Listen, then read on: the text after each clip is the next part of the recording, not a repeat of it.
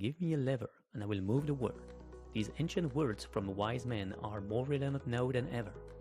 Today, more and more companies and individuals are leveraging technology to create great products online. The lever has transformed into digital tools. Hello everyone and welcome to Leverage, the show where we talk about building great products online. In this podcast, you will learn how to leverage product management, no-code and AI to innovate, make better decisions, stay relevant in your career, and grow your business as a company or as a solopreneur. From product managers to product builders and solopreneurs and even beyond, you will learn from the best to achieve your own success.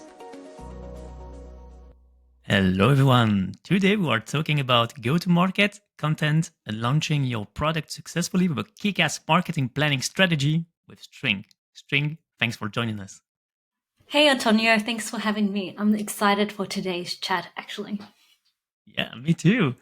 String, you've built an audience on X, on LinkedIn, very impressive. You even became like a LinkedIn top voice. You've launched multiple products, info products, challenges online, and even an NFT brand. Where do you find your ideas and your energy to execute all of that? Do you know there are two types of people who work in the world? You either work for yourself or you work for someone else. And if you like to experiment or don't like like to explore and learn new things, being your own boss or entrepreneur make more sense to me. And I'm that type where I have to learn new things. And if you're like a specialist or like love learning one thing and like really go deep dive, then you're likely a specialist that needs to work for someone else. You and probably Antonio, I have a feeling that you and I are like that we have to build our own stuff or learn new things and apply it to things that we want to do. And because we're so curious, I tend to like dabble in a lot of early technology like NFTs. Yeah, I remember. I was also into NFT. You know, there was like this trend. Yes. I got scammed too. You know what you say? Get scammed, then learn. Yeah, I think you know what's because you learn the fastest when you hit your face on the wall. But unfortunately, in NFT world, when you say scammed, it's because we're living the banked world, so we never had to look after our own stuff or be our own bank. So we leave our doors open all the time if you don't know what you're doing in NFTs and crypto as well. The options, yeah, exactly. Crypto was very interesting for me. Which NFTs did you buy?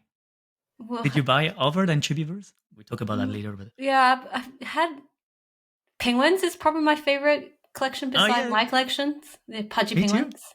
Pudgy penguins, yeah. Yeah, I had others, but others were like scams, and I got scammed. So. What did you get? Like, if I look at your wallet, if you send me your wallet address, I could see it's like, is this what you bought? It tells a lot about the personality and what you like. Oh, really? Yeah. Okay. I will do that. Yeah. Send it over to me because it tells me it's like, it's like buying digital cards, or if we had more money, we'd probably collect cars. Women collect, and guys collect watches.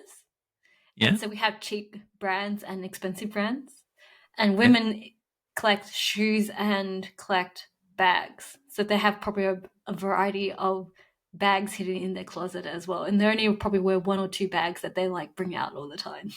Oh yeah, it's like consumer behavior psychology, consumer psychology. Yes. I learned a lot about memeability behavior in NFTs more so than anything else. Super interesting. All right, thanks for explaining all this NFT thing. That was a bit 2022. So 2022, but now the wave has passed. Just was one last thing. I was into NFT and I was like having this big dream, like, wow, maybe we can have like a huge NFT collection, kind of, Web3 will allow us to quit the rat race in mass, and everybody will be able to get the money like a stock options, but without being a stock option, so you don't need to trade it. So I was like having this dream, but like high risk, high reward, right? So there is like a big speculation value that's inherent in financial institution and assets. But for me, what brought me into the space was the idea of intersection of community, technology, and artwork. So that's what I really loved about it. All right. Enough for NFT for now. Can you maybe introduce yourself and share what led you into the world of digital and content marketing? A little bit like Yeah. to know who you are. So my name is String, and if I had to start my story, it starts with my mum, who was a refugee from Vietnam that came to Australia, and she taught me one thing: just to be resourceful. And I guess and the power of education, right? So I wanted to be a good daughter. I don't know, maybe are you very do you have strong ties with your family? Like I have big strong ties with my mum, and she just said you have to educate yourself, because I didn't have education when I was younger, but the way to escape poverty was education. So she believed in the power of education with us. So I did the one thing that I thought was the duty of the daughter, and I just became the first one among both sides of the family to graduate from university. But when I think the biggest life-changing moment was my brother died when I was in my 20s, and then I was like, oh, am I living my life for my mum, or am I living life for myself? And shouldn't I do things that I kind of decided to quit the 9 to 5 job, and my mum and my auntie thought I was crazy, but I felt right. And then I became an artist, and I realized that I was better at marketing than art. Even though I won awards, I won grants, and I had money, I just realized being a poor artist did not make sense to me either. But people kept on asking me how to do social media and content marketing, and along that way, that's where how sometimes you understand product market fit or market demand. The market demanded that I would move to marketing. They said they wanted more content from me. They wanted me to create more videos. And every time that I did videos or I created content, I exploded on Meerkat, on Snapchat, on other various platforms like LinkedIn as well. And I applied all those learnings and building communities on those social platforms. And I realized I became a content creator and a marketer at the same time. And I learned how to make money over the last 5 years. This is awesome because marketing is kind of an art, right? So is Look at it. product as well. Exactly, it's an art and a science. That's what I like to say about it because it's like okay, you have this literature, and you also have this art of more on the feeling. So it's.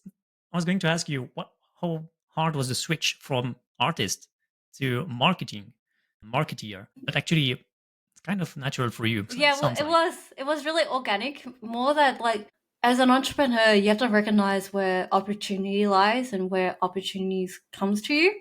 And when people say, "Hey, I'm going to pay you to do marketing," you have to take that opportunity. And that door opened for me. And then I have to reassess: is art? Can I make money from art? Being an artist? And I realized no. But I could make money from being a marketer. You've talked also about educational, like education is key to have a career and to find a job and stuff like that.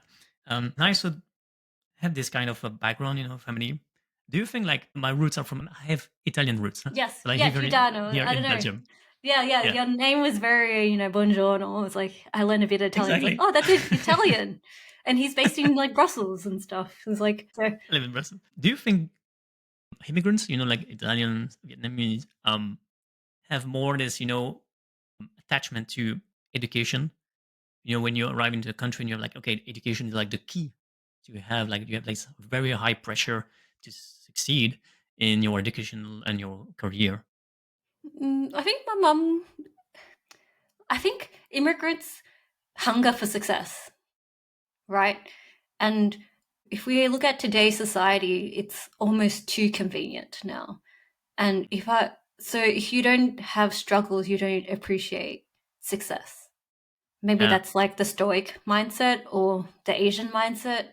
But I notice people who have it too easy don't really appreciate success. And maybe Mhm. because we grew up coming into the country, we didn't feel like we belonged. So we have a chip on our shoulder. So that kind of Completely. baggage can be a present or gift for us to succeed in life, or have a mindset to prepare us to walk the lonely path of entrepreneurship. How would you define success, by the way? Mm, freedom, I guess. For me, it's I could today I could exercise or could hang out with my family, and I actually record how many hours of work, and I think I did 4 hours of work, and I was like, Oh, and I know I do about 4 hours of deep work. If that's like, okay, then I like kind of crash afterwards, or my brain goes into fuzz mode. But usually a lot of times we need a lot of times to think. So I have the luxury to do things with my family. It's like, hey, I could visit my mum, or I could exercise. That's success for me, is like choosing what I want to do. What you want to do. So, Well, by the way, Antonio, you mentioned that maybe Zencaster has like interesting audio issues. Sometimes you yeah. do come in and out. I'm just wondering, when you're far away from the mic, it gives Okay. you far I away will stay distance. closer then. Yeah, I Oh, think yeah, yeah. you Tell me. staying closer is better. Just letting you know. Good. Thanks. Thanks, Drink. Yes. You know, How would you? what's his name? Joe Rogan's like, you're too far away from the mic. Move closer. He's like always like, Exactly. move your face close to the mic. It's your lover. You need to Exactly. kiss it. Yes. I need to have this reflex. It's not yet there. Yeah, the audio spike is much better when you're very close to it. Yeah, exactly. Yeah, you can see it now, and I can also do some ASMR. Yeah, it um, is. It is. Yes. yeah. How would you define now yourself and your job? What do you do actually? I guess like the role as a leader is more the lead, because I'm actually doing another startup as well using AI technology. And now I just make sure that my team I just make sure that we focus on the right task. Just like a Okay. captain, right? If Yeah. you focus on the right task, we could ship faster. My role with Chubbyverse is like making sure the artwork and the marketing gets out. And now feels like I'm in product mode right now, and then I just split my time with like 3 other projects as well. What do you mean by product mode? Product mode meaning that I'm learning how to apply AI, and then also pushing back if we need to apply AI into our tools or not. Interesting. We'll get back to this AI thing Yeah, it's later on the the trend, podcast. right? It's the It trend, is. It right? is. Single episode we were talking about AI. At least 1 or 2 questions are on AI because it's so there and I do believe it's gonna stay there for a long time. So better try to approach it, understand it. Well, So as a yeah. no code, I've been wondering if I should learn how to code, but then Mhm. we have all these tools that does it for you now. And I think Cursor's the next one that says like it does the code for you. Cursor. And Yeah. I'm like, that's my weekend project Yes, to exactly. I was visit. I was checking a video on Cursor this morning, an X thread about a guy who shows like, oh, you can do with Cursor, and we mentioned a Cursor on the previous episode with my previous guest. So it's crazy. Everybody's talking about Cursor. It's been around for a while, but it's probably like ready for a lot more onboarding of users now. Yeah, exactly. Everybody's talking about that on X, but not yet on LinkedIn. But I'm pretty sure it's gonna come. LinkedIn is Talking the about slowest. I have to yes, say, yeah, if you're fast on Twitter, then you're faster on LinkedIn. exactly. This is why I see a lot of creators, makers, builders on X, and now I'm trying to link with them on LinkedIn to invite them here. And this is why the podcast I try to bring them together, like product managers, corporates, enterprise, and also makers from uh, the X world. And I think I see two words in parallel evolving, and I want to make people, talk to each other and say, oh, there are those cool guys there on X, and they try to go on LinkedIn, but not the same. They speak X language, and you can see it in the tweet. They just post very very short sentences. It's different. The vibe is different, and so you can feel it. That guys come from X. Yeah, Um, I originally came from X too, but because I know mhm. how behavioral patterns and demographic or behavioral, it's different on LinkedIn versus Twitter or X or even Threads or versus Instagram versus like YouTube versus Snapchat as well. But you did it well because you became like top voice on LinkedIn. Yes. How do you become a top voice on LinkedIn? Let me type And what does something it out. mean actually to be a So top it's, I voice on guess LinkedIn? like LinkedIn's top voice is like saying you're a top creator on there, Hmm. and Yeah.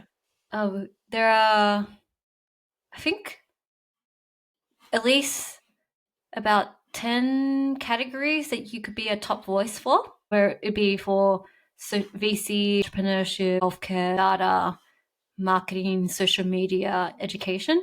So like if you know where you fit in terms of the categories, that you could get picked and chosen for that. And there's also a global top voice or a top voice in Australia. So it's just been recognized as a top creator on there. Because I've done it for won it or been recognized 4 times. You just need to be like hyper consistent and have at least generate 1 million views or more Yeah. now Was it in 1 year. intentional? For me, yeah, Or did you because pick him? I gamify things if I need to win things. That was a milestone I wanted to reach. Did you also make content creation, or do you do everything by yourself manually? Well, I think it's funnily. I think I was a machine in terms of like pushing out content 5 years Mm. ago. So I just pushed out every day. But now, like I have to run other businesses and projects. I feel like I became a side hustler when it comes to content, a part-time content creator or a hobbyist content creator because I'm too busy Yeah, creating content on a everyday yeah. basis now. Because is it like the goal itself to create content, or is it like a step towards something else? That is the goal. Well, Is it a I mean guess or a goal? yeah, because like I think maybe because I have my background in interior design, it taught me to develop my craftsmanship in storytelling or content creation. So I treated it more like, oh, I want to be a better storyteller or be a better content creator. And I found my voice and confidence through it. So I just use it as a vehicle to share my knowledge. And I think people resonated with that because it's super authentic. And I think the coder world like that as well because it comes off with an air of authenticity, which I think also in the age of I don't know how long we have. People prefer a selfie than a AI generated person or Selfies, graphic. yeah, or graphic, exactly. So visuals are becoming more and more important in content Yeah, creation, you right? could you can use AI right now to pump out content, but you could tell it's not a human voice yet. It doesn't Mhm. have personality. And if Yeah, you follow a content creator, you kind of know it's like that doesn't sound yeah. like her or him. It smells like plastic, right? It smells like plastic is a great description. Yes. It smells like fake. But, Yes, yes. it takes time to create content. I'm very slow at content creation. So, what would you Is, recommend to people who are slow at writing or creating content? are you an overthinker? Yeah, sometimes. Do you create something? Do you sit on it and say I don't like it? Yes. Yes, and then if you don't like something, you don't push out on it. Yeah, I'm always like afraid. Like, is it something worth pushing? Is it something that's gonna destroy my reputation? Is it But it something that's doesn't. gonna One piece avoid of me? content won't destroy your reputation. Exactly. Because in the age of social media, you need at least 10 touch point for it to resonate with anyone. So if you Mm, only post one, but you don't post again next week or the week after, they forget because someone else will take over their real estate in their head. indeed, Does that make indeed. sense? So Yeah, it makes sense. you're making it worse by not publishing it because it's a game of That's volume true. at the start. But it's all the time, to research, to do something that's very relevant. That's not just a selfie or just an opinion. My photo, I always take a selfie, but I always show value. And I think it takes time to do some research, right? To share very No, valuable just content. sometimes because you're an expert already. Like, what would you talk? Yeah. If you want to be a organizer, you have to be someone who wants to be on people's feed. So then there's like, oh, I need to go to the event that Antonio is working on next time. Oh, there's Antonio, Mm, and then like you kind of know you need to do it because if you're planning to create be a community organizer, your role is to be on people's faces and feed. thanks for the advice, Trink. If people ask how do you do it, it's like the first step for people who don't post is to post and then post a Yeah, lot. that exactly. Then I have also a couple of questions about that. But this tofu, mofu, bofu. And I think at the beginning you don't have to care about that. Just you have Yes. the courage to put to it publish. Yes. Think of it this way. I How ha- many people do you have on LinkedIn? You have about 1,500 followers or connections. sorry, 1,500, something like that. So guess Almost what? 2K. Yeah, So less than 10% sees that at a time. Like not everyone. Do you think 1,100 of your connection will be there at that point when you go publish? yeah, you're right. The Do algorithm you is very. Yeah, Yeah, but you're it's right. not that. That's not the way algorithm works. It's like probably like 10 people or 100 people would rock up and see it, but then you have to play the game of like out of 100, how many will engage with that post? Probably less than 10% again. So then 10 people will like engage with it. So it's a numbers game, weirdly enough. Yeah, and I think it's also this. Those people your friends saying, "Hey, I've seen you on LinkedIn. You're posting all the time. Why do you do that?" Have And you you? have to Yeah, explain. that's your You know, barrier. But no one of yeah, my friends know that I post a lot, and I tell them you don't have to follow me. That a like would yeah. be nice. But I think they will tell me if they don't like something, or they will unfollow me, and I don't get hurt about it because I know that it'd be relevant to someone else. You have to be relevant to your audience. Indeed, Yes. indeed, indeed. You mentioned Don't you are a creative. Yeah, sorry. What did you don't have, sorry? forget to put close to your mic. Habit. Thanks again. All the time. All the Yes. time. Still need to master that. You mentioned you are a creative entrepreneur. Yes. What do you mean by a creative entrepreneur? How would you define this? I make money from my creativity. Love that. Love that. Simple and What straight. motivates you to? Yeah, sorry. Simple. That's okay. What motivates you to build your own, products, info products? Early on, I said I want to be my own boss because I hate working for someone else. And I think, Oh, well, I felt like I was building up their pockets, or I didn't have any creative control, and that the bothered me. creativity control. Yeah, because I wanted to ask you, like, is it just about a rejection? Like, I don't want to have a boss, or is it something that you're moving towards? Something I want. It's not like I don't want, so I create, or it's like I want more creativity, so I. It's more like I go for something. It's not like I escape from something else. I think it's the point of what you said. It's like I want creative control. Yeah, feel that. So about creativity, how would you define your life philosophy? What does a Pick meaningful life look like to you? if I could like create something meaningful, and I think creating content is meaningful to me. It's like, and if it adds value to someone's life, that's meaningful to me. Even if like, do you do bouldering? Do you do exercise? I Do do you do? some, yeah. Yeah. So lately, I've been picking up bouldering, and to me, I feel like my life, I am the art piece that I need to work on as well. Because for the last 10 years, I haven't really looked after myself. But if I want to continue to be peak mind and peak body and peak health and go for peak creativity, I need to be peak human. So I need to like go Exactly. internal and Yeah, external, physical as well. Because like, if we have a wrecked body, we can't do things as well. If yeah. you I get think there's something. complacent, you can't create great stuff as well. Yeah, I think there's this saying like "mens sana in corpore sano," something in Latin that says good mindset in a good body. Yeah, and So very important. I think so, and I think that's how I continue to handle and find opportunities that comes my way. Like COVID happened, and that's Mm, when peak startup happened. Like every person who had a good idea had an opportunity to find a gold mine on their lap. And I think that's happening again with AI. But the people who ship faster or go to market faster happen to be more successful. But I also feel like was it Daniel Postman and Levels? yeah, Those two had a community beforehand, but they were able to ship faster than everyone else and create the monopoly for themselves.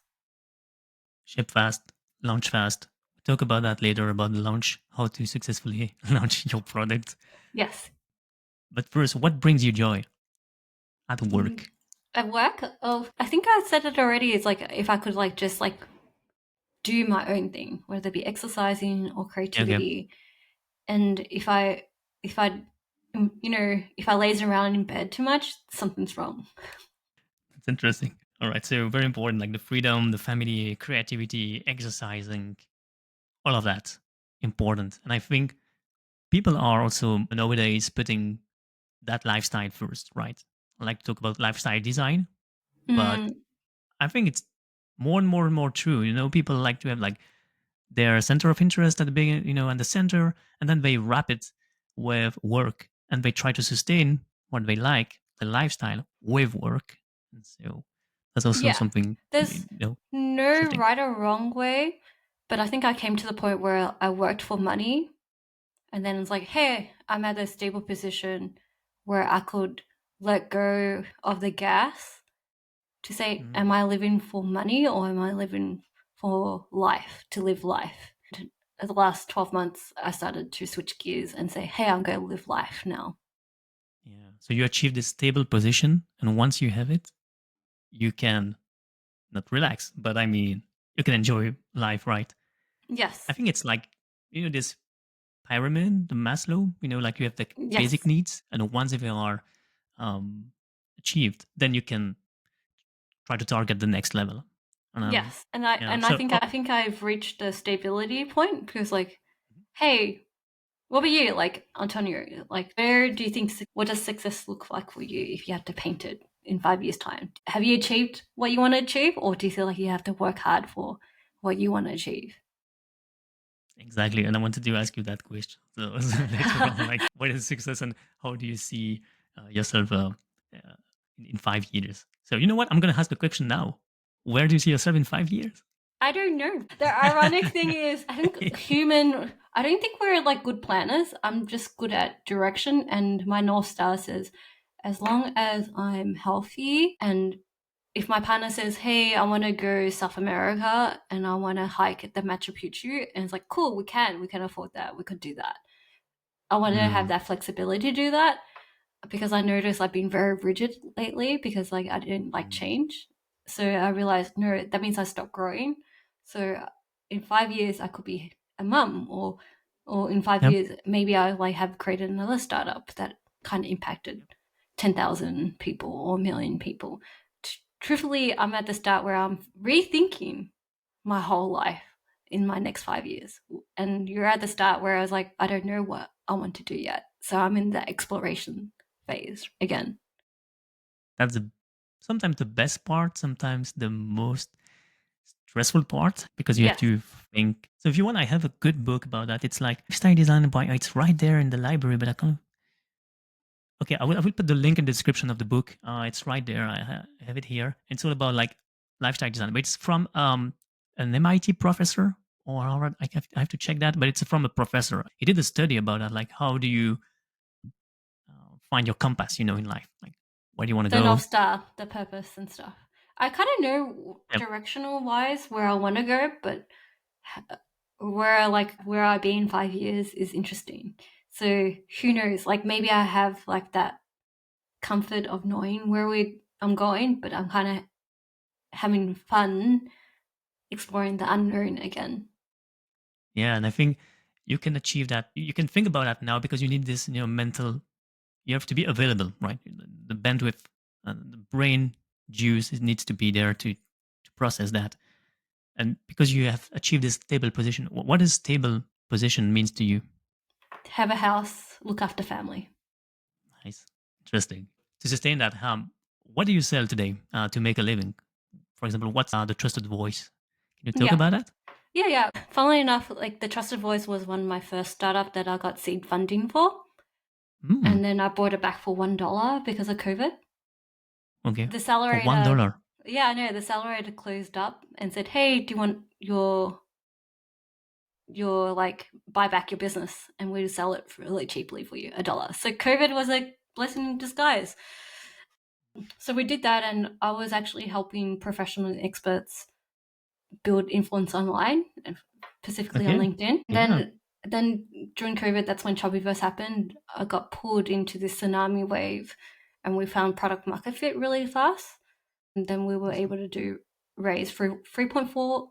I should say sold 8,888 NFTs and generated 3.4 million USD dollars.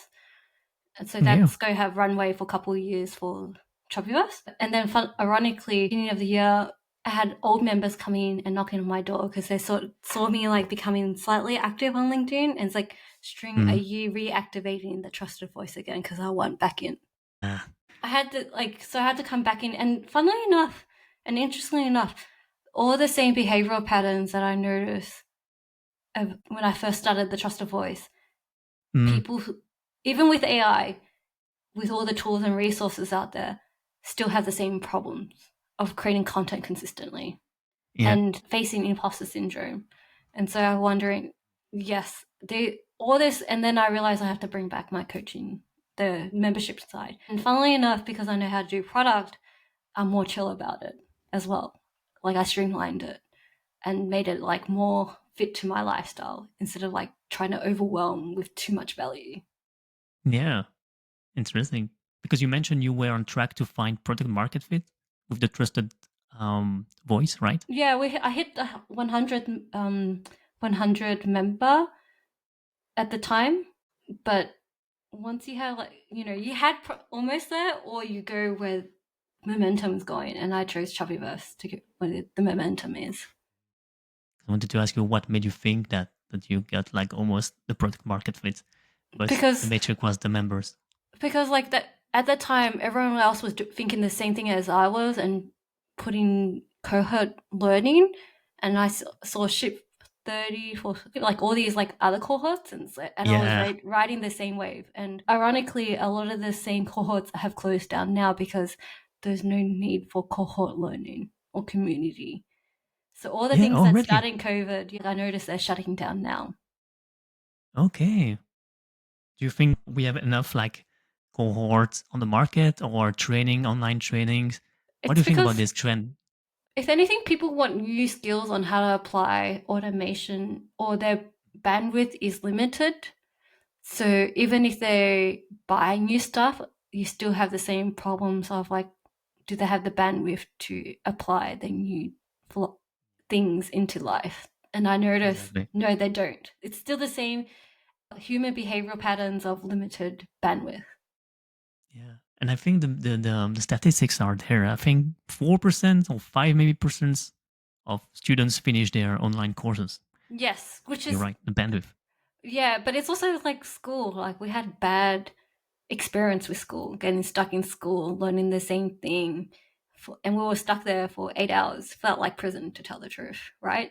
Yeah. Yeah, So indeed. everyone has like that bad user experience in the back of their head. So learning requires like self-discipline and action and bandwidth as well.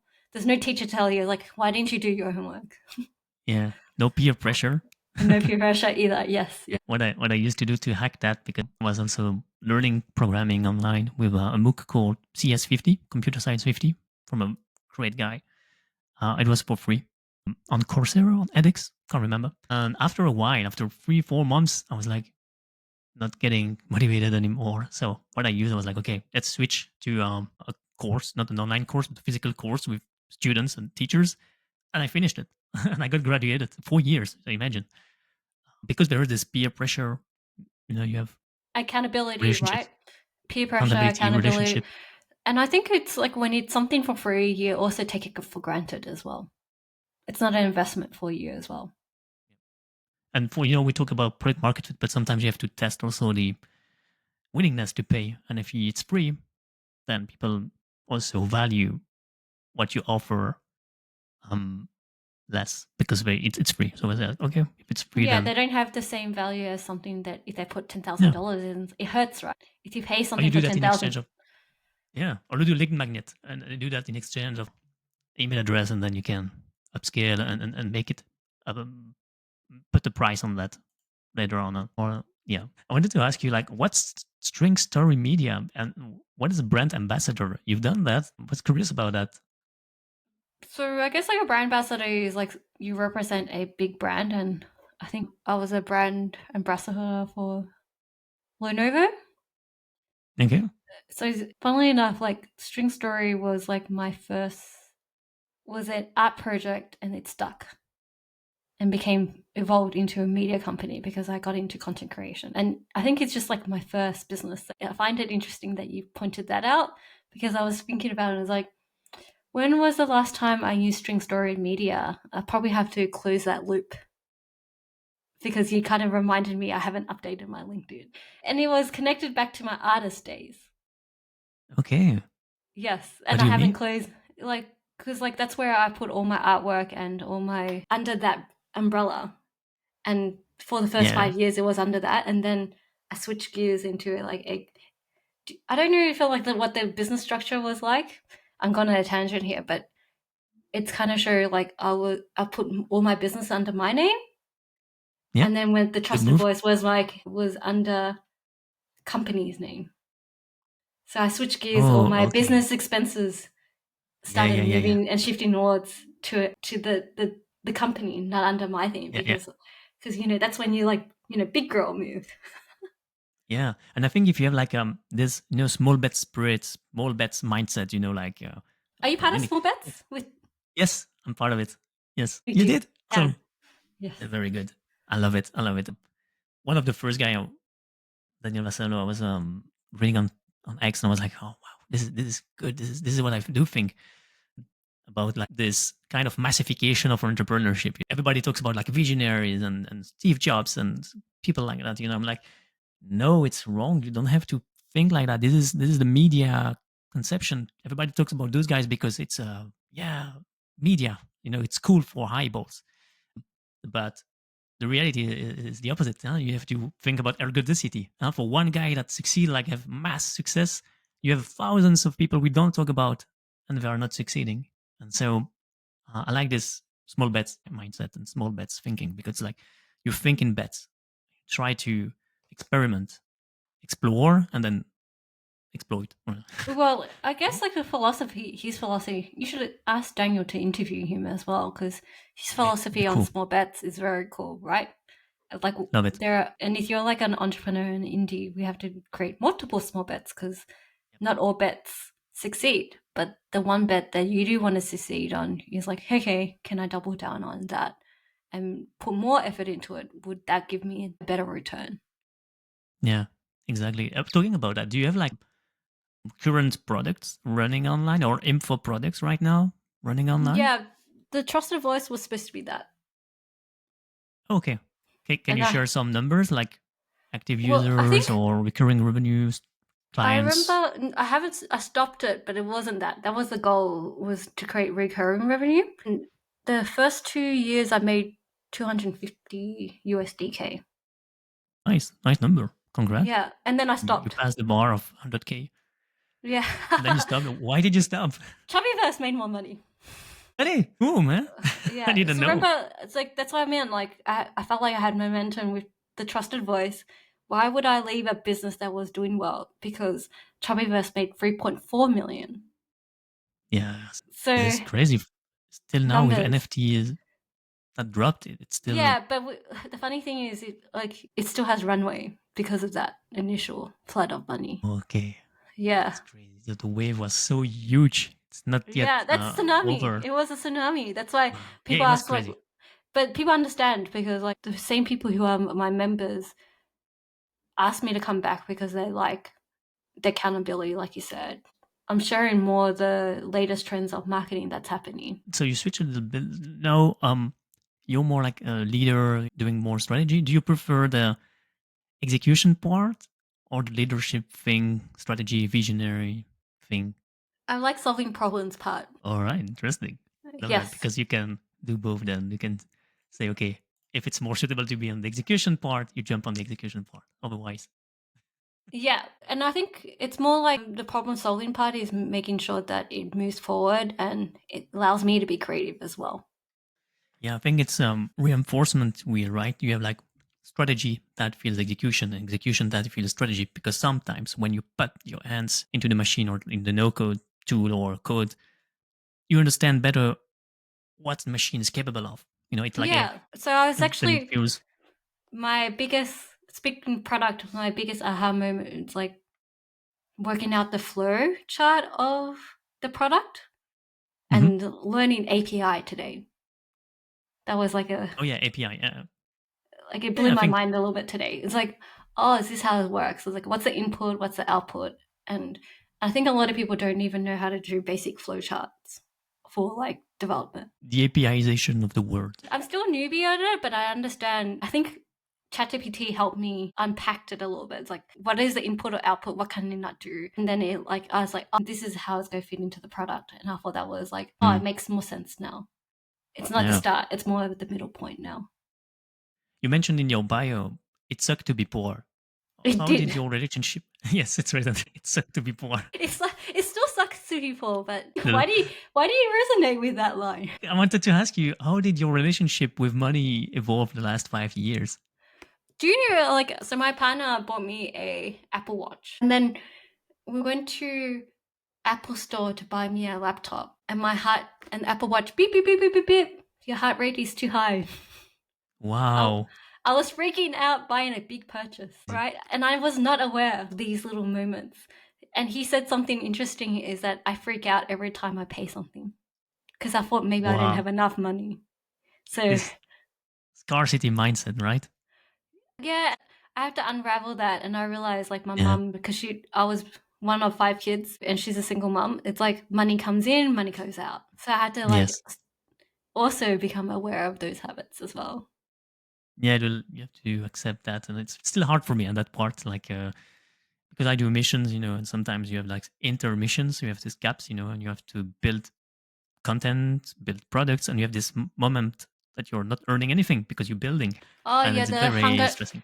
Is it the hunger in the face? Like sometimes money there's a lot of money coming in, and then there's no money coming, and then Exactly. there's so you eat into your savings, and that kind of adds to Yep. your stress, right? Exactly. Exactly. That's why like my stable point comes with Choppyverse a little bit, where like I ate Hmm. it, or like I was eating my profits, Yeah. and plus Yeah. I having a think good partner who was good with money helped a lot. Like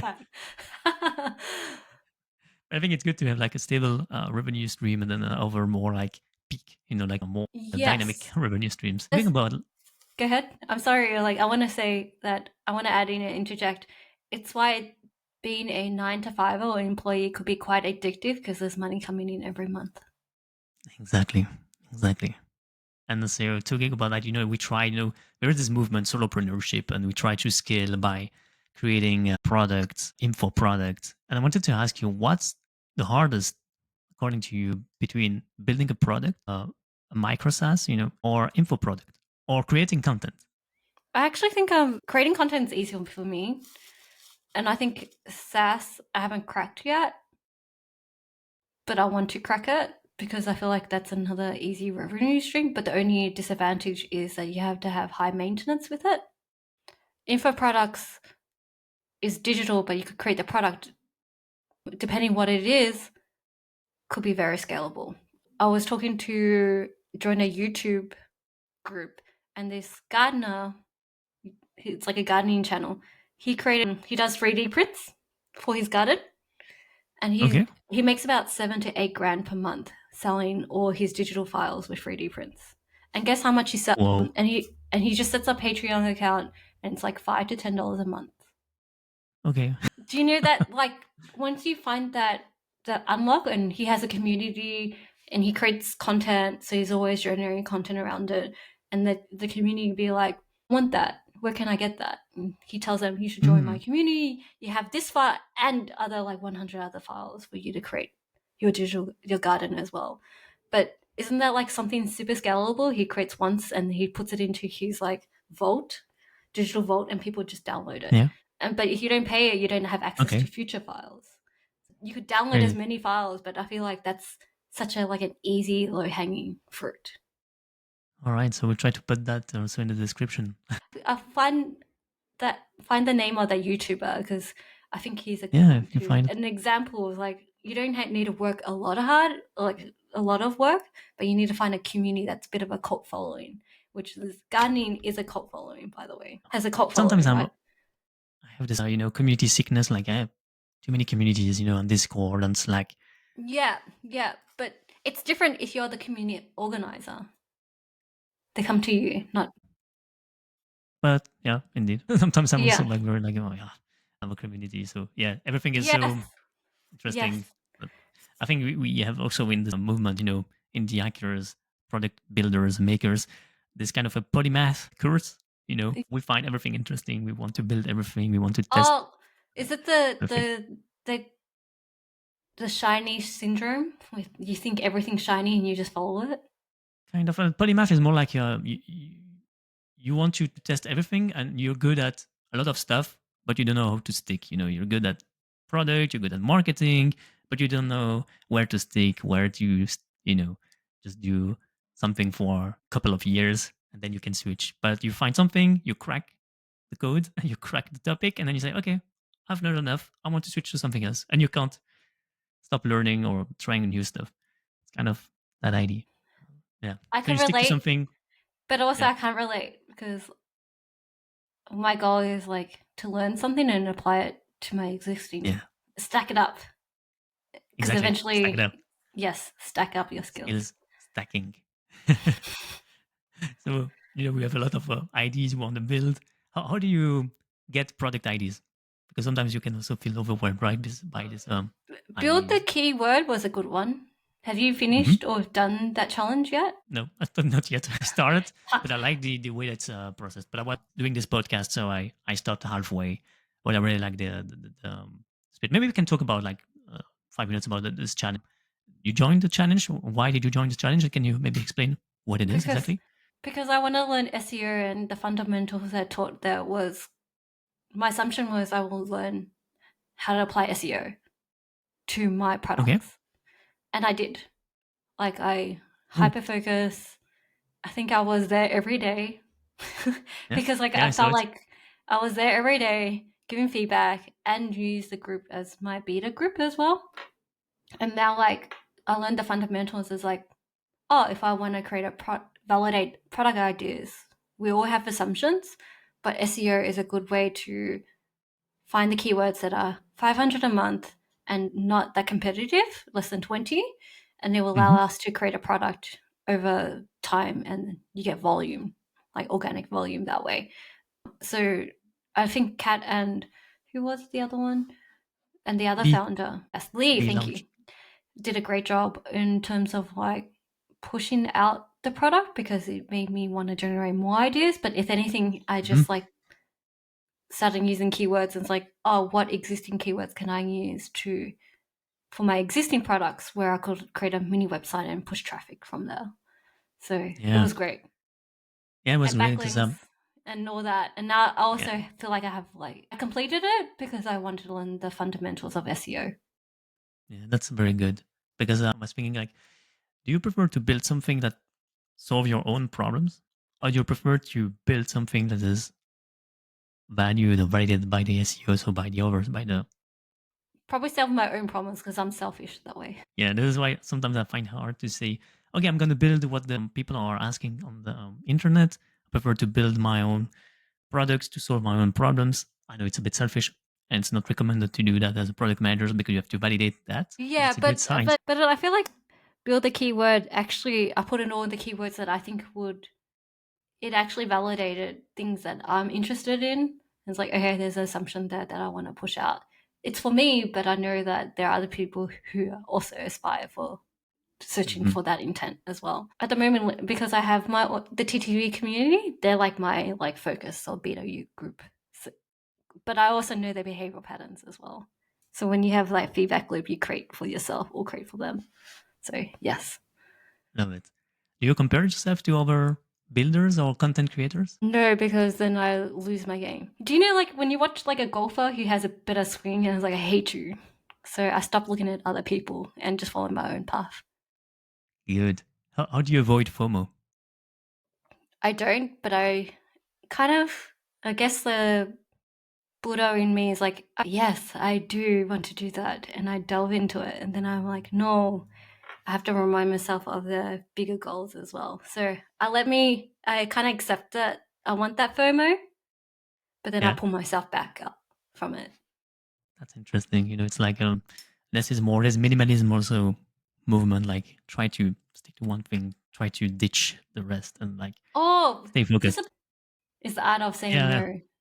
exactly. You have to be a monk for sometimes and say, okay, no, and just say no to everything. When you are like studying at university, or you have to say no in the library for a whole day long, and I just Have you heard of this story where it's like when if you want to be a quit smoking, you have to quit your friends because your friends are the smokers who want you to make you smoke. So the only oh way for really you to quit smoking is actually finding a new environment.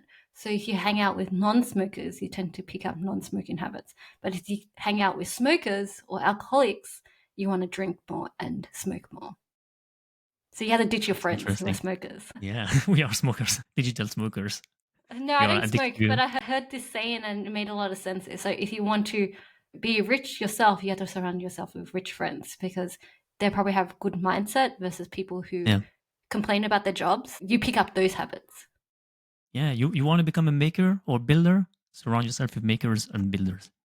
That's For all about sure. this podcast. So if you're Yes. listening to this podcast, Yes. Yes. Yes. Yes, we're gonna do that for you guys. So we're gonna bring all the makers, all the builders here in the room so that we can smoke all together. And drink water together and Yeah, exercise and complain that we should stop yeah, smoking altogether. exactly. But it's nice because we have all those builders fueled by those no code adoption or sometimes a code with AI adoption. What do you think about no code? I like What it do you because have I like a don't favorite code. tech stack? I feel like my favorite tech stack is spreadsheet. Really? Awesome. Awesome. Never heard that. That's crazy. What do you mean? Because I realize like everything is a spreadsheet. Even Notion is a Yeah. big glorified spreadsheet with a bit of UX and stuff like that. But I realize like if I want to hang out with anything, I usually just hang out in Google Docs and spreadsheet. That's like people pay for that still as well. That's very good. That's very good. Very Because sometimes basic, isn't it? Is that the yeah, when I basic ask of that basic? question, people say, "Oh yeah, Airtable software, I don't know, Framer, And I whatever." want to pay the least amount, so I was like, why do I have to pay Airtable when I could pay for Notion or or I that really like this mindset. or I really like it. or like a spreadsheet, Google Doc that you already paid for. So for me, MVP should be very minimal as possible and low cost as possible. Love that. And if you like that, maybe you should code one day or another because code is free. Well, yeah, I You think have so. to. But I'd kind of want to explore Cursor next. It's like, can a no coder like myself use it and create an app Yeah, from yeah. it? Take cursor, try to do something. It's gonna be a good experience. Experimentation. Build is becoming like very not easy, but easier than ever with AI.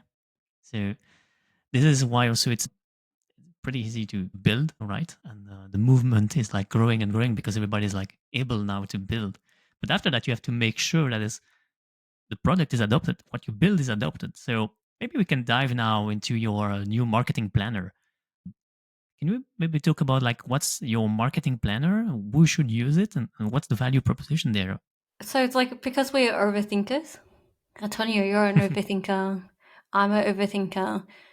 And I notice a lot of like builders and indie creators, people have courses on apps, but they don't necessarily, they always say, I don't know how to market. And I think it's because like they are overthinking and overanalyzing every step that they do. It's already hard enough to create a product, but marketing itself is something that could be like a blueprint for it. It's pretty standard. It's like all you need to do is like understand who your persona is in 3 steps. Your persona is like who are you marketing into, and we ignore this a lot. And I think that's the first mistake that a lot of non-marketers do. They don't understand who their market is. And the second one is your problem, which is your messaging, how you go resonate with the market. And the third one is like, how do you reach and promote your product to that market? And I have like about 17 tactics in the marketing planner. And Yeah, there's some easy ones, like, there are basic things you have to do. And I think the most popular one is product hunt. But there's a lot of work required to promote and launch on product indeed. hunt. And actually, we did also an episode about product and launch. But yeah, it's very like a lot of. It requires a lot of time, a lot of effort to do Yeah, successful launch and product hunt. 21 days, but also you have to tap into the communities because people's like, why am I promoting to a bunch of crickets? Because you didn't do the legwork to prime your community to like get launched as well. You have to pump them up. So you put PH launch on the hard mode Hardest. in Yes, it this is hard mode. in the tactics. And you Yes.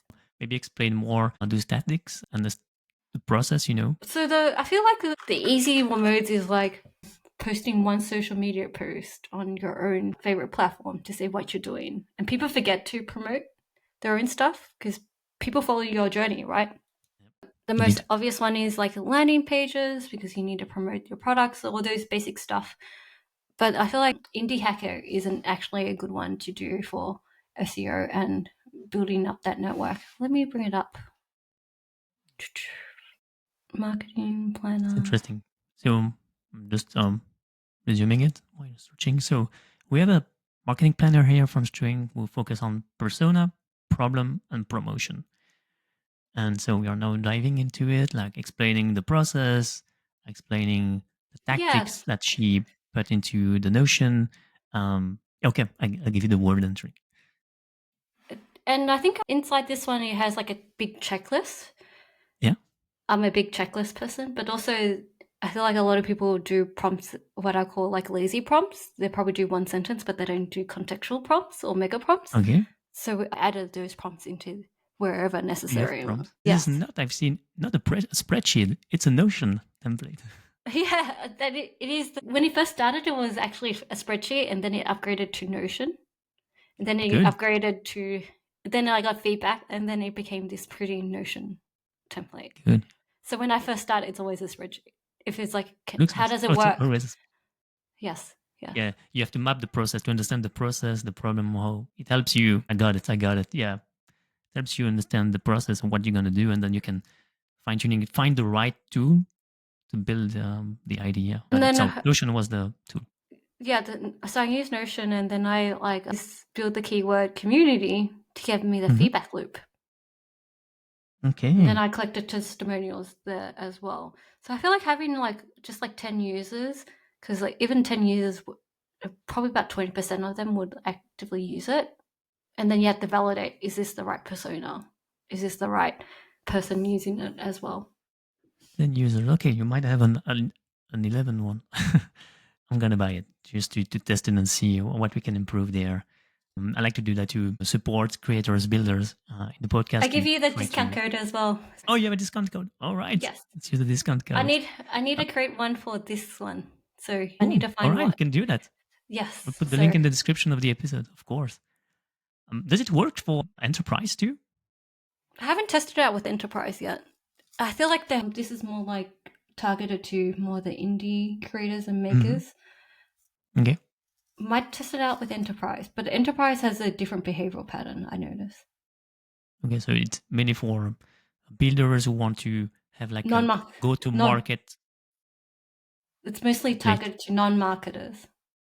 To non-marketers. Okay, so go-to-market for non-market for builders, I would say. Yes. That's awesome.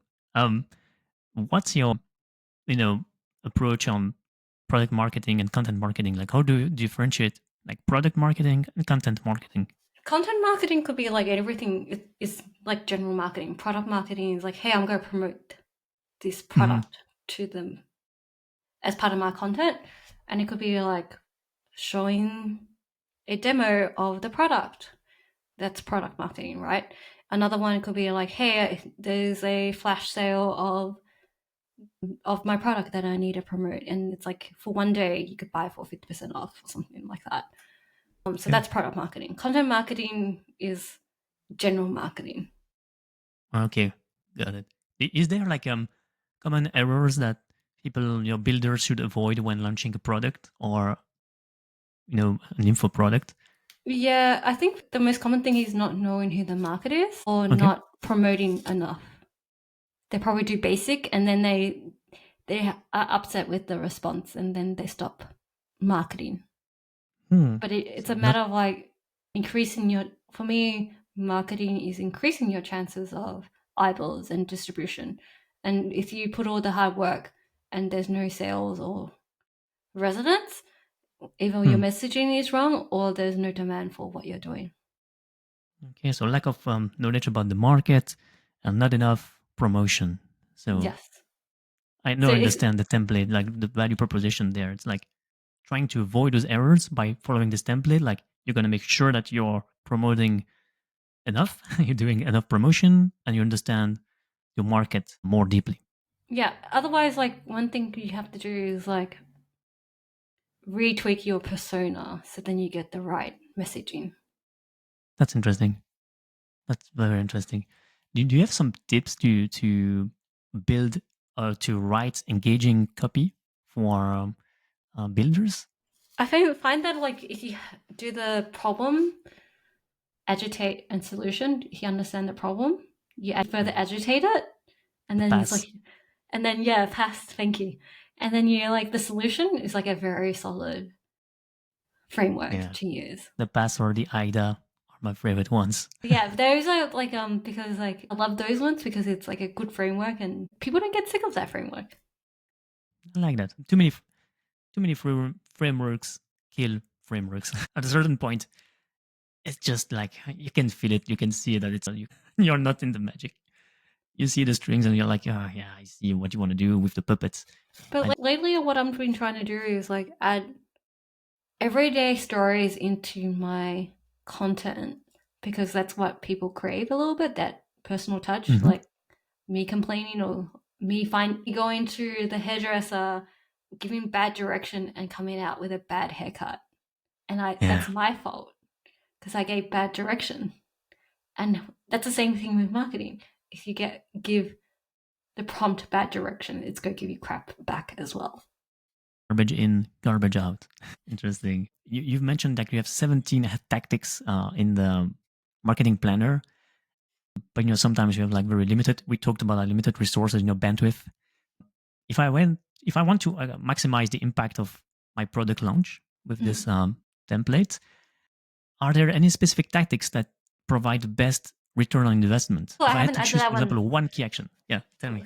I haven't added that one in, but what I did was like, hey, in Product Hunt, it will take you. What did I write? If you did Facebook ads, it's going to take you 3 to 6 hours to do all that, which may be 3 days, depending how fast you are and how comfortable you are. But the only problem with setting up Facebook ads is you need to know how to set it up and have an account with it, right? So there's specialist knowledge with it. But if you did launch on Product Hunt, it takes you about 23 hours because preparation takes about 8 hours. Launch day takes a whole day, and post launch probably takes you about a couple of hours. So it's like a whole 23 hours over 21 days, right? So that people don't realize how much work is required for Product Hunt. So just an example is like, if anything, what I noted is like how much time you will save if you did this 5-minute prompt. But if you did it as a template manually, it will take you 2 to 4 hours. But 5 minutes using the prompt. Okay. So best tactics that provide the best return on investment. Is like how much time you will save using the prompts. Okay, very interesting. Can you differentiate, like decorrelate your personal branding and your launch? Because you've built like a strong personal brand on LinkedIn, like more like 50K followers. It's crazy. Yes. How critical is to have like a personal branding for the success of a launch, right? Let's look at levels, right? Even though he has companies that kind of generate money without him, he was able to do a launch successfully by just promoting it to his community. And it's because he has a community around his personal brand on X that there are people who are willing to test it out. Probably not his ideal users, but he uses them as feedback loop for the initial interesting thing. So a good personal brand, you always go have 10 people to get that feedback loop. Yeah. And because like unless you're creating for that product, then you create for them for the indie community. But like you always go have that feedback loop from that community because they're avid community things. That's an advantage of having a personal brand. I don't think personal brand correlates to success of ongoing success for your SaaS or your product, unless you're creating for like, hey, I'm building a product around influencer branding, and that's what people follow me for, right? But I think the biggest advantage is that you always go have that first wave of feedback, which is really important in terms of developing the product, but not necessary for a product market fit. That's interesting. So your audience is not your ICP, and by that I mean your ideal customer, but it's more like a first feedback loop about like what you're gonna build. It's like a compass on what you're gonna build and where you're gonna go. Love it, love it. And that makes more sense, right?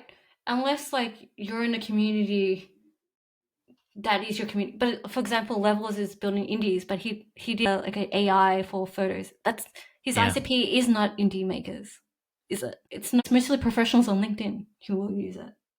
Yeah, you're right. You're right. That's a very interesting insight. Thanks. Thanks, String. Yeah, love it. Would you recommend launching your product on LinkedIn then? I do, but it had no users. I had people loving my stuff, but I had no buyers. Because how would you launch then? I would launch it on, funnily enough, like I have been getting more picked up from the indie community, which ironically is who I'm making it for. I don't think LinkedIn is for indie communities. It's just me documenting my journey about my career. It's like, look, I'm building my skills in product, right? That's how LinkedIn works. LinkedIn is like more about career-driven advice. Korean, hey, I'm building on my skills in this space. I wouldn't even, but TTV fits really well on LinkedIn, by the way. But the marketing planner fits onto more like the indie makers. Like, where do the community, like, other indie creators who hang out? They're likely on X, maybe like likely on Reddit, and even like I have to go back into small bets again to see if people would like resonate with it as well. So You would you just launch reminded. on communities. Yeah, I have to go into communities because That's nice. I already got picked up and off. Like you found me through the keyword community. Exactly. That's interesting. So community is the best place to launch products. Maybe For not me, it LinkedIn. is because if you go where the user hangs out and say, "Hey, can you test this out?" I love for your feedback. Others will refer that. You will have a better network within Do you have the other space. sorry, in the space? Yeah. Do you have other communities than small bets and build a keyword? I notice more the keyword when there's no challenges, it dies. I have to like it's dead with the community a little bit now. It's still active, but when there's no challenges, it kind of like people move on to the next thing, right? Exactly. But I think small bets moved away from Discord and onto another platform, so I have to reactivate myself in the other platform. In Camp. Is it in Camp? Something Camper down. They moved on to Basecamp. They moved to Basecamp. Oh, Basecamp. Did you know that? Yeah. Yes. I've seen it. Yeah. They moved. Yeah. Yeah, but I think if you're not active in the community, you forget about it. And because Basecamp is probably not in our stack, we forget about it. Exactly. So. Used to use Basecamp previously, so interesting. But yeah, for me, going on communities and being very active takes a lot of effort. So yeah, it is. It does, but if you're in product mode, you will do the work for it. Yeah. What I think it's time now to talk about AI. AI is becoming very important, right? We already talked about that. Very important for product building. How do you see AI transforming the way marketeers build and ship products? It's like having a super assistant next to you. If you know how to give direction, AI will give you good feedback and direction. But if you never led a team of virtual assistants before, then you probably need some work done prompt or like leading a bunch of like your team. But I find that if you already have experience working with virtual assistants, you will give ChatGPT or other AI tools very good feedback or Did like you context. Yes. Did you use AI in your products, or do you plan to do so? I think I will with another product because like I noticed that it pulls out data extraction better than doing it manually. Haven't tested it out yet, so I'm probably there's so many AI tools out there, and then it's like, what's the difference between that AI tool and OpenAI API? They probably wrapped it underneath. Exactly. And we have this wave, right, of AI wrappers. You have 50 shades of AI applications, but behind there is this AI ChatGPT call, API call, and then you have this wrapper. So it's pretty easy it's easy and not that simple because you can be commoditized. And so you have to actually to be sure that you provide enough value, right? To make sure that you're not a commodity. Yeah, and I think that's the difference, but I think that's because we're in the world of product or developing products that we understand this game. But for the everyday grandmas or everyday consumers, even enterprise, they don't think like this. I think in companies, most companies are now willing to test AI and try to do their own AI wrapping. So I do believe that we're going to see in the upcoming year more and more companies trying things out with AI embedded, but not as a product in itself. but An more, internal tool. yeah, embedded in within their own ecosystem application, stuff like that. That makes So more sense to me. yeah. Does that mean that a general manager will spend time on developing the product, or will he create a team creating this product? I think leaders will make sure that you have a team or cross-functional team that can handle that part, you know? So it's like Salesforce, right? Very complex using it. Yeah. But they hire Salesforce consultant or hire in-house Salesforce to create the CRM system, right? Yeah. I Yeah. feel like that would happen with AI as well. They're probably going to integrate an AI consultant or AI team as part of the thing. So I think new jobs will be created, but also new jobs will replace a lot of like manual work. Yeah. And I think at a certain point, you know, the adoption will be so high and so mainstream. It's already becoming mainstream. I see AI expert everywhere nowadays. You know, Yes, everybody yes. is suddenly an expert in AI and they do AI integration and Yeah. AI here and AI there. So I think it's going to be very rapid, you know, to see everybody is becoming and adopting AI. So So in companies, especially tech companies, everybody's going to be an AI maker, an AI expert, or an AI integrator. It's just a question of time, but I don't think you can do that for 1 year or two, maybe, as an AI expert, going to companies and companies, but it's going to be so fast because it's so easy. I mean, if you do some video tutorials and stuff like that, or maybe I'm biased because I'm in the product. And I think you have an advantage of understanding how AI wrapper is, but most people will create bad AI wrappers because they don't know how to create input and output and don't know how to like integrate things together properly. So they probably we go see bad products inside stuff. So who's gonna be being a product maker manager for you is already an advantage of you because you know how to probably create a seamless experience and user experience. Like, if anything, people who are specialists, they're at a disadvantage because like being an AI expert doesn't, you kind of need to be a journalist more so than anything else. yeah, yeah, exactly. I do think so. That we are relying on that part. I think so because it's not, I mean, hard to create your own Product. AI, your own rack, your own LLM, your own, let's say, algorithm. So maybe you can have like expert in that field. But for the rest, all developers can become AI expert if they want to spend a couple of months on doing some certifications and up suddenly they are also AI. So I wouldn't bet too much on AI as a freelancer. I wouldn't position myself as an AI expert on the market like that. But I would definitely add AI capabilities, AI skills in my core competencies, you know, as a product manager. So that's So how I here, see things. It's like no code, you know, it's a toolbox for product managers. I don't think you're going to have like no code developers in companies, or maybe because I see this more and more, you know, citizen developers. but they call themselves something else. They call themselves like MVP developer. They don't necessarily say no code. Sometimes they position themselves Yeah. as MVP. Here's the other thing. I think having AI skills or automation skills is a superpower that everyone's going to need for. But I do feel like there's going to be a whole lot of jobs going to be replaced. Duolingo, they fired the whole translator team because it's cheaper to just get Yeah. OpenAI or something AI to translate in different languages. And we go see a lot of that. Yeah. That is why sometimes I do believe, you know, the Web3 project, dream project I told you at the beginning of this episode. I'm like, maybe we should have this kind of, you know, kind of stability income, basic income, you know, distributed to everybody to make sure that um, AI benefits everybody. And so that you don't have this mass replacement because the time that you are firing and then hiring new experts, it's not the same people, you know. So those people you have to make sure that they are, you know, upscaling.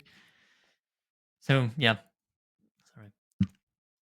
That's a challenge. It's a challenge for the upcoming years, and actually nobody knows. Even top leaders, they don't know what's going to be the world in 5 years. So sometimes I ask the question, where do you want to be in 5 years? Where we are even in 5 years?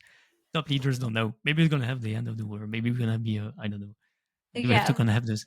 Gonna see the first sentient? but I guess like for us, we're better positioned because like we're willing to embrace it. There's a Mm, lot of people who don't want to embrace it and don't really want to upskill themselves in the space, and I think that's a disadvantage for them. It's like the internet. When the internet came around, people thought it was crazy, but everyone uses it like every day now. And I think AI is going to be one of those tools that we're going to use every day. Like you probably yeah. use it every day. Oh yeah. And it's gonna be in your iPhone as default. It's gonna be in the Siri. It's gonna be in Android. It's gonna be everywhere. So yeah. So looking at what other trends do you see in the product builder space? Are there emerging opportunities that solopreneur builder should be aware of?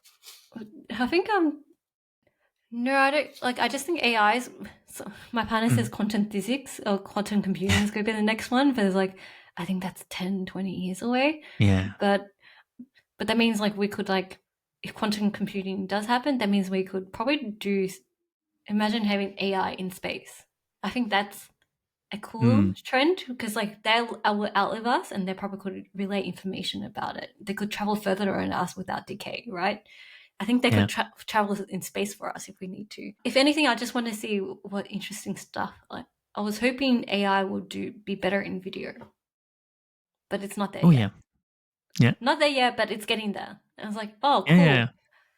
Yeah. So See it. that's what Yes. I'm because like out of all the content creation, video production is one of the hardest, or video creation is one of the hardest out of all Yeah. the I content think creations. there's another tool called Flux. Flux. Also for video creation, pretty good. And Grok. Oh yes, Grog I heard, but I Yeah. haven't heard Flex. Yeah. Flux is another one. I see a lot on X. How do you talking about that? Do you see how do you see AI and no code for content creation? Can it help? I feel like, do you know? I don't think it will. If it could help people remove imposter syndrome, that'd be great. But I don't think that's. Do you know? I feel like even with AI being around, human behaviors do not change. We still face fears. We still face like status fears, like oh, I don't want to lose my reputation. Oh, I Hmm. don't want to sound stupid. Like those fears are the same. So human behaviors of like wanting to be rich, successful, popular is Hmm. still going to be there inherently. And even with AI, I don't think those human behaviors will change. Maybe escalate it, but it won't change. Like that. There's this quote that says, "Technology is what a child teach to his parents, but science is what parents teach to their children." And I do believe, like, if you study, science, like behavioral philosophy, stuff that stays, for years and years, it's gonna stay. But the technology might. So technology will improve and probably exponentially grow. But if you study game theory, human Yeah. psychology, and mindset, you'll be at a good advantage compared to everyone else. Yeah. I do think so too. All right. What advice would you give to you 5 years or 10 Learn, years before? What? I will repeat what I said before. Enjoy your creativity, learn game theory, learn psychology, Okay, and learn cool. how to All right. code. And learn how to code. Yeah. Awesome. But I also have that question to you. How do you avoid being cringe in content creation in 2024? How do you avoid being cringe? Yeah. Just do it. Post it, cringe a bit, then move on. Post again, Okay. and then you build up. It's like going exercising. You never like it the first time. But if you do Mm, it and then 5 hours, 10 hours of it, you know you improved. And you look at your first time that you did it, and it's like, oh, it was terrible, but I'm glad I did it and stuck to it. that's cool. That's cool. How do you stay productive, motivated, and avoid burnout? Burnout Make sure that I have time for laziness, which is for boredom. laziness. Because I feel Yes. like I think we feel guilty if we don't feel productive. I was going to ask you, do you feel guilty sometimes on the sofa? Yeah, but then I gave Yeah. myself permission because it's like, hey, if I want to be highly creative, I need my downtime. I need to think too. I need my brain to go into like create new notes. But Yeah. if you move constantly tired or constantly burnt out or constantly over producing, you don't have the time to create those new notes. Interesting. What's your goal for the next 3 years? Become a better product person. That's interesting. Do you have a financial objective? No, because I could say $1 million, but I know what it is to create Yeah. recurring 100K every year with Recurring one product. 100K. Not make 1 million sales. Like I remember I say 1 million, but then I realized it's better to be recurring. So my next goal is like, how do I make recurring 100K per year? That's different. Okay, recurring. Right. Now, what if I give you 300K monthly recurring for years? What would you do?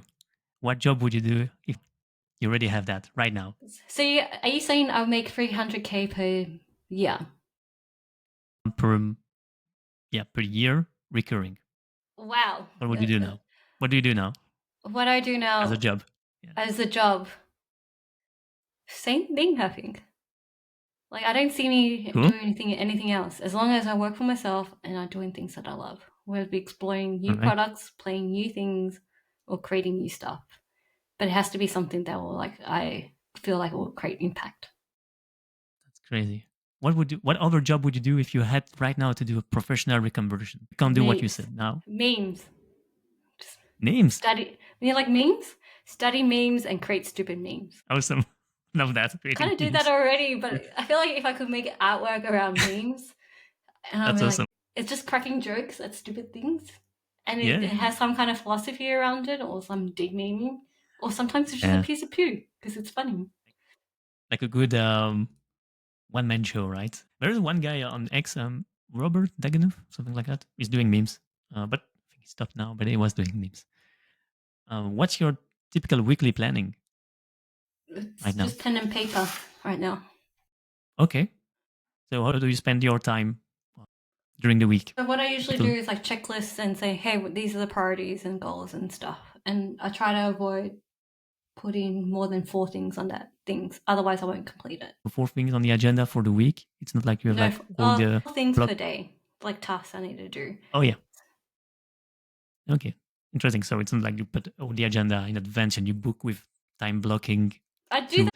So I have my calendar, but if I want to do a task list, I just put it on pen and paper. That's interesting. Pen and paper. Love it. What do you think is the key to sustain long-term success as a solo product builder or a solopreneur? Don't give up. Sometimes you probably have to do small bets like we talked about before and create 100 products, but there's always one that would probably do really well because it had good demand around it. So don't give up. All right.